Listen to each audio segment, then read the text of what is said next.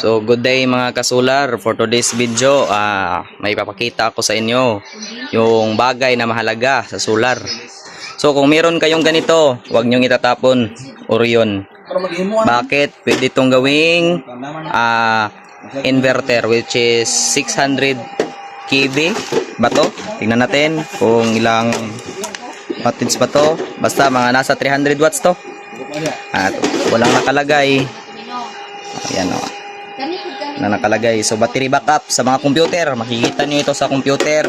So wag nyo itatapon mga ka-DIY dahil ipapakita natin ngayon kung paano ito gamitin as inverter. So first, unang gagawin natin is remove nyo yung mga tornilyo dito sa likod ng UPS. Pagkatapos nun, baklasin nyo na agad. Yun, ganun lang ganunin nyo lang. Tapos pwede nyo na yang baklasin. Yun, baklas na. Mabaklas na mga ka-solar.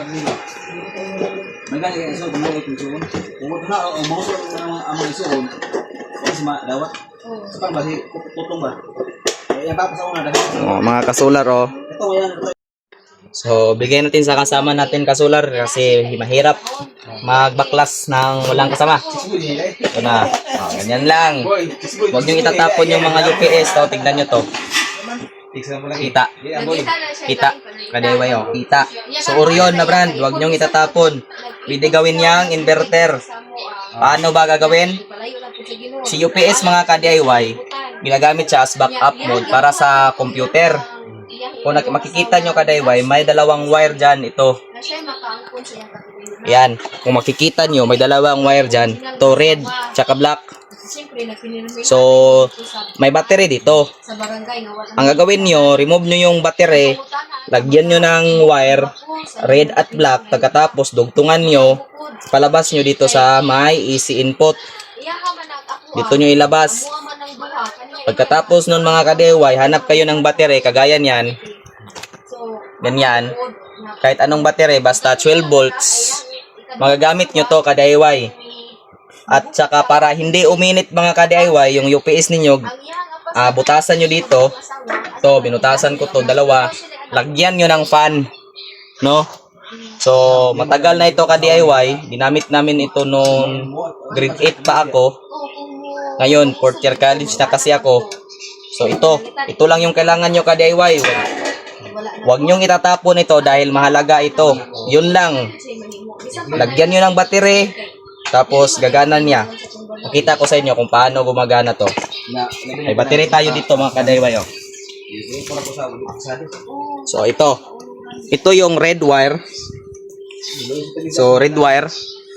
Kabit nyo dito mga ka-DIY. Ganyan lang. Tapos, yung black wire mga ka-DIY, ito, black wire, lagay nyo dito. Ganyan lang, dugtungan nyo lang. Tapos, ito, lagay nyo dito sa negative ng battery. Yun. Tumunog na ka-DIY, no? So, pakita ko sa inyo kung paano gumagana tong UPS na to. Kuha tayo ng electric fan. So, kita. Kita ba? So, yan. Electric fan yan, ha? Gamitin natin to. UPS. Sa computer yan. Gawin natin yung inverter. Long press nyo dito. Yun. Tumunog. Tuplok. Pagkatapos, pindutin nyo ng isang bisis yung tuplokin dito para mawala yung tunog niyang beep para ma-mute.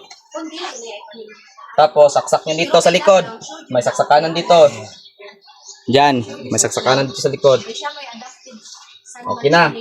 Pwede nyo na i-turn on. Ayun. Kita nyo ba ka-DIY? Ganyan lang kung paano gumagana ito. So, maganda yan gamitin kasi walang ingay na nanggaling sa UPS. Tsaka maganda. Malakas yan. Yun. Ibig sabihin yan ka-DIY, lobat na yung battery. Pero okay lang yan ka-DIY kasi may beep na tumutunog kasi wala kasi itong charge So walang controller mga ka-DIY, nandun pa. Papakita ko lang sa inyo kung paano gumagana tong UPS. Yun lang ka-DIY. Salamat. So ayun, at nakita nyo na gumagana. Yun lang kadali, ganun lang. Huwag nyong itatapon si Orion UPS o kahit anong UPS, basta tignan nyo lang kung may time cut off relay. Tapos nandun yan sa YouTube kung paano babaklasin yung mga ibang parts niya para mawala yung time relay. Pero itong Orion mga ka-DIY, special to, walang time relay. So magagamit nyo na agad. Yun lang ka-DIY. Ka-DIY.